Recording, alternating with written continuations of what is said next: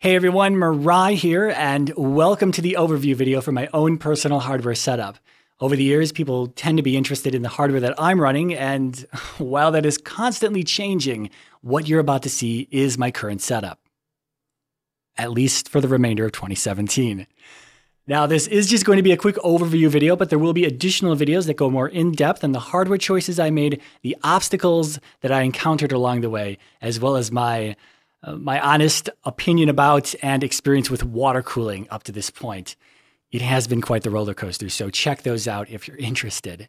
Now, finally, before getting started, I am going to throw out a disclaimer, as I've done in the past, stating that none of my builds, including this one, have been sponsored by any companies or individuals other than myself. If that changes, I will let you know. So, with that said, let's talk about some computer hardware.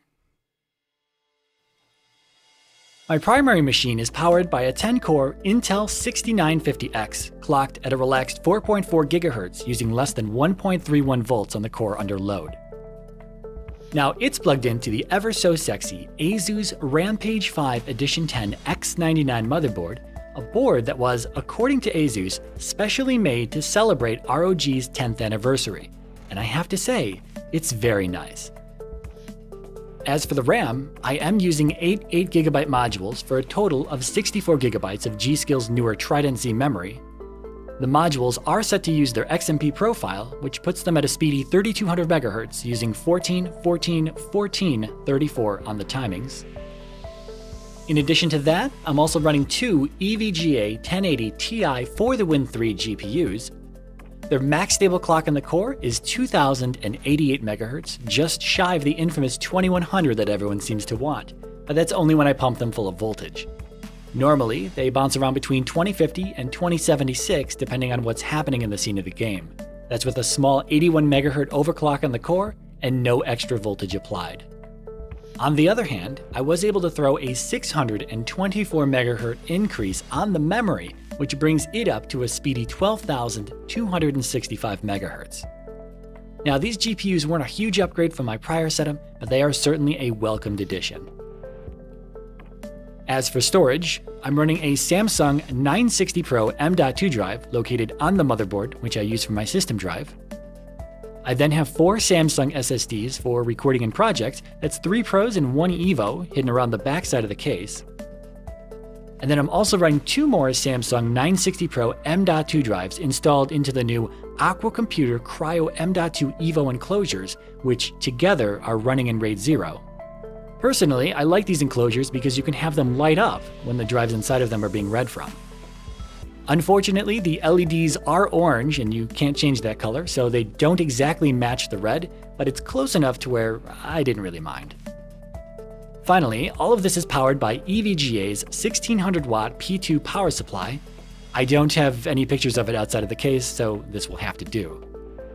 And attached to it is a custom cable set using CableMod's Mod Mesh nylon sleeving. I definitely needed some custom lengths on the cables due to how large this case is. Now, as for the water cooling setup, the motherboard is covered in an EK RGB monoblock that cools the CPU, the VRMs, and the chipset. This was my first time using a monoblock, but I do have to say that I do like the results that I get from it, and I will continue to look at monoblocks for all future water cooling builds. They're slightly more difficult to install compared to a traditional CPU block, but they do give great cooling across the board. In addition to that, the GPUs are also using custom EK water blocks since the PCB on the For the Win 3 GPU is wider than the standard reference design.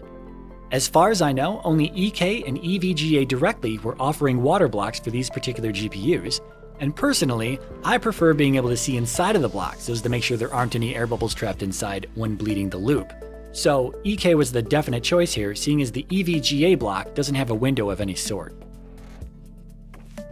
Next on the list, we've got 2 XSPC D5 photon reservoirs. These are the now discontinued version 1 of this design, and they're each equipped with an AlphaCool VPP 655 PWM pump. Those are pumping Mayhem's X1 coolant through Monsoon's 5/8 inch outer diameter hardline tubing, and all of that is attached using Monsoon's very sexy chain gun fittings. These fittings are a bit more difficult to work with. They're very unique, but in my opinion, they sure do add a nice aesthetic to the overall look. Last but not least, the heat is removed from the water using 4 480mm AlphaCool multi-port radiators, 3 standard 2-pass radiators, and 1 crossflow, with 17 Darkside rebranded Nitex Servo Gentle Typhoon 120mm fans throughout the case, being filtered with Demsiflex mesh filters hidden away on the inside of the intake panels. Now, with 1,920mm of radiator space, a full artificial load will push the temperature of the water up to somewhere around 8 to 9 degrees Celsius above ambient.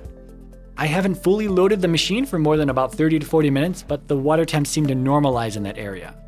However, when the machine is idle, the water temperature is anywhere between 2.5 to 4 degrees Celsius above ambient. And all of that is with whisper quiet fan speeds. Finally, all of this is enclosed within the Magnum STH-10 from Case Labs, which is an absolute beast. I imagine this case has to be one of the largest single-wide non-modular cases that is currently offered on the market today. And to help put it into perspective, the case itself sits at about 32 inches tall, 11 inches wide, and just under 27 inches long. It certainly takes up a good bit of space. Now, I do have a secondary machine which was recently upgraded to offload the recording of video footage. I'm just going to quickly move through this one because for those of you who have been watching my channel for some time, this is my old Intel X79 system. It's using a 6-core Intel 4930K, which is also clocked at 4.4 GHz and has a Water-Cool Heatkiller 4 Pro block attached to it. The CPU is plugged into an Asus Rampage 4 Black Edition motherboard, and it's accompanied by 64 GB of Corsair's Dominator RAM sitting at 1600 MHz. The GPU is an EVGA GTX 980 Ti Kingpin classified with a custom EK water block, a bit of overkill for a machine that basically runs web browsers, an IRC client, and Discord, but I did want a backup gaming machine if I needed one.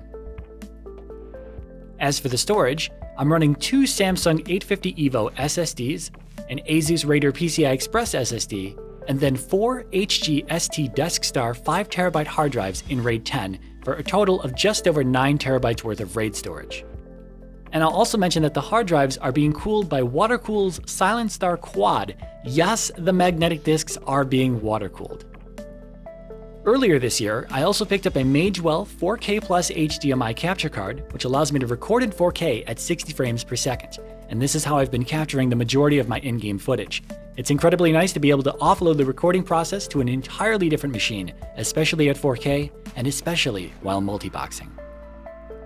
As for the remainder of the water cooling equipment, I'm once again using 2 XSPC D5 Photon pump/reservoir combo units. If you couldn't tell, I really like these things because I think they look and perform great. And in addition to that, monsoon fittings, Primo chill tubing, and 2 AlphaCool 360mm radiators being cooled by more Darkside Nitex Servo Gentle Typhoon 120mm fans, as well as Noise Blocker E-Loop 140mm fans on the chassis itself. Finally, all of this is encased within the Thermaltake Tower 900, which is also a very large case, standing at almost 30 inches tall, almost 17 inches wide, and 19 inches long. So while that's it for my 2 machines, I'll just briefly show my desk setup before bringing this video to a close.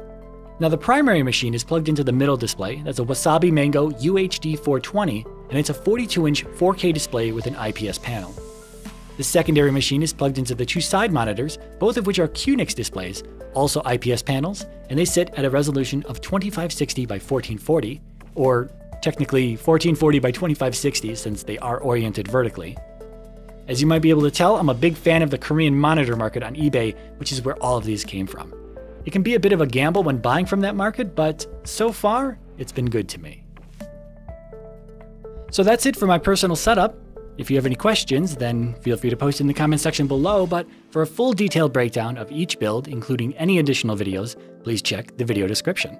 And with that said, again, my name is Mirai, thank you for watching, and I will see you in the next video.